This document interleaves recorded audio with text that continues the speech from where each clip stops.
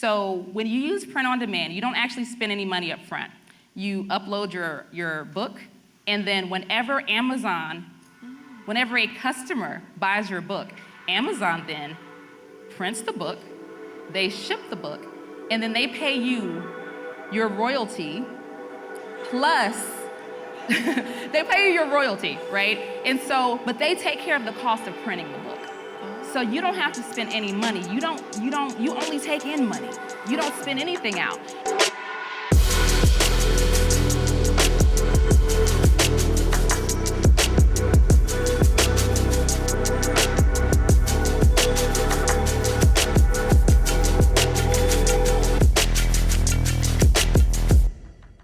You're about to listen to the best of TSP. This is a collection of content from workshops and conferences that we've done over the years because we want to help you grow and expand your business. So do me a favor, lean in, pay attention, and listen now.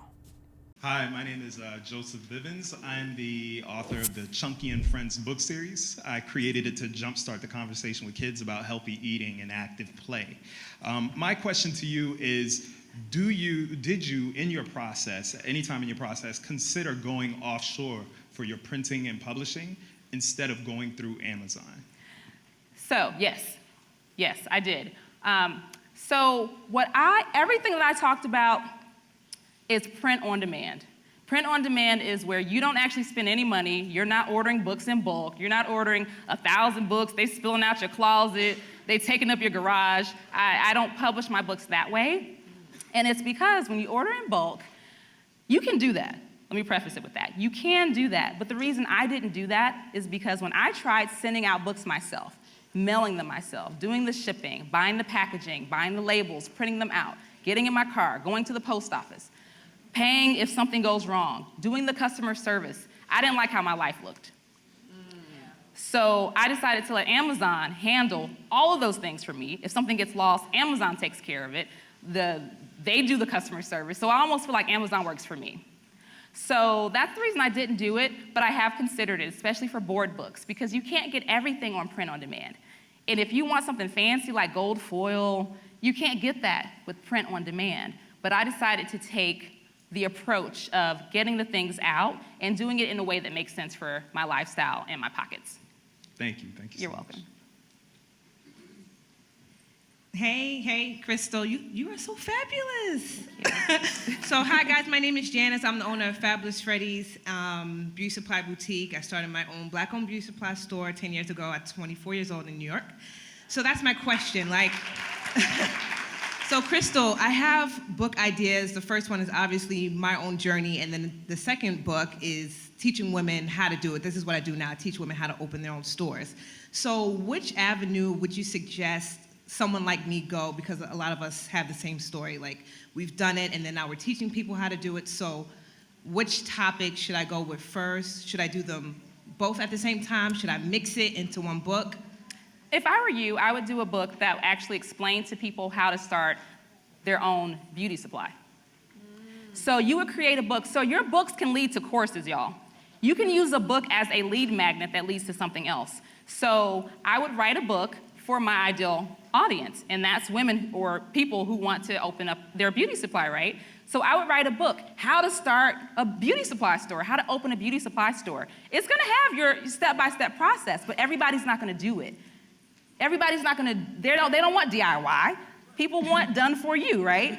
So they're gonna read it, say, oh no, this is too much, and they're gonna come to you to purchase your system or your course. So that's what I would do first. Okay, thank you. You're welcome. Hi, Crystal, thank you. My name is Obi Okera, and I run a marketing agency running Facebook ads for e-commerce businesses in the beauty and fashion industry. Before I started my business, I actually wrote 2 books, one on interviewing when I was a career coach, and another book I wrote with my wife on DIY natural hair recipes. And my question to you is, I'm curious to, over the past year, that you've been able to develop and pump out new products, what type of team have you created to be able to do that, and where have you sourced them? So I own my publishing company, and I run a publishing agency. And so I have a book team. And so everyone's book team should consist of an editor, unless you're doing a coloring book, obviously. So like an editor, you need someone that can format your book, and you would need someone to do illustrations if your book contained illustrations. Outside of that, you don't really need many other people, but I have an entire team that does those things. And the other question was, where did you source them? Oh, Upwork. Okay. All right. Thank you. Upwork. Upwork.com. Yes, my name is Asara Sahai, and I'm the CEO of Ancient Treasure. We make skincare easy and uncomplicated because we created 2 formulas that slow down and reverse the aging, the signs of aging for skin. So I already have a book that I wrote a long time ago, and I sold it mainly to my clients when I did workshops. So now you piqued my piece about what I can do now with it. But I'm curious about your print on demand, because I printed like 1,000 at one time, right? And I sold all, it took a year, but I sold them all. I did that a couple times. Congratulations. So so when you're saying print on demand, can you share what that means? Is that at one, and then does that increase the cost of what you need to sell it for because it's more expensive? Yes. So print on demand is when you use a publishing platform. So you've heard of like Lulu, maybe you've heard of Blurb, Amazon KDP. So when you use print on demand, you don't actually spend any money up front. You upload your book, and then whenever a customer buys your book, Amazon then prints the book, they ship the book, and then they pay you your royalty plus they pay you your royalty, right? And so, but they take care of the cost of printing the book. Oh. So you don't have to spend any money. You only take in money. You don't spend anything out. And so the reason I like it so much is because it lets you make changes. Maybe you publish a book, you print 1,000 copies, you find a typo in it. Yeah. It's too late. You've already spent all your money printing that book. So with print on demand, like I said, you can change the cover. You can go in and correct little typos. And then more important than that, you can actually test the market. So if you take the time to create a product, you can test it out and see how it sells.